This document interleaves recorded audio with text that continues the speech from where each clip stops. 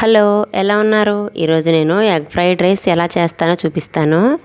ముందుగా ఒక ప్యాన్లో ఆయిల్ వేసి ఒక 4 ఎగ్స్ని పగలగొట్టి ఇలా వేయించుకుని పక్కన పెట్టుకోవాలి. ఇప్పుడు వేరే ప్యాన్లో ఆయిల్ వేసి ఆయిల్ హీట్ అయ్యాక కట్ చేసిన వెల్లుల్లి, ఆనియన్స్, క్యారెట్, బీన్స్ వేసి వేగనివ్వాలి. ఇవి బాగా వేగిన తర్వాత మనం ముందుగా వేయించి పెట్టుకున్న ఎగ్స్ని కూడా వేసి ఒకసారి కలిపి మనం ముందుగా ఉడికించి పెట్టుకున్న రైస్ను ఇందులో యాడ్ చేసుకోవాలి. రైస్ పొడి పొడిగా రావాలంటే అన్నం ఉడికించేటప్పుడు కొంచెం ఆయిల్ వేస్తే అన్నం అంటుకోకుండా వస్తుంది. ఇప్పుడు ఈ రైస్లో మిరియాల పొడి, సోయా సాస్, సాల్ట్ వేసి మొత్తం కలిసేలా ఒకసారి కలుపుకోవాలి. మా ఇంట్లో చికెను, మటను, ఫిష్ తీసుకొస్తే అంతగా తినడానికి ఇష్టపడరు మా పిల్లలు. కానీ ఇలాంటి ఎగ్ రెసిపీస్ ఎన్నిసార్లు చేసినా చాలా ఇష్టంగా తింటారు.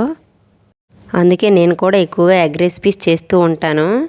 ఈ ఫ్రైడ్ రైస్ అయితే చాలా టేస్టీగా ఉంటుంది. ఒకసారి మీరు కూడా ట్రై చేయండి. అలాగే వీడియోకి ఒక లైక్ చేయండి.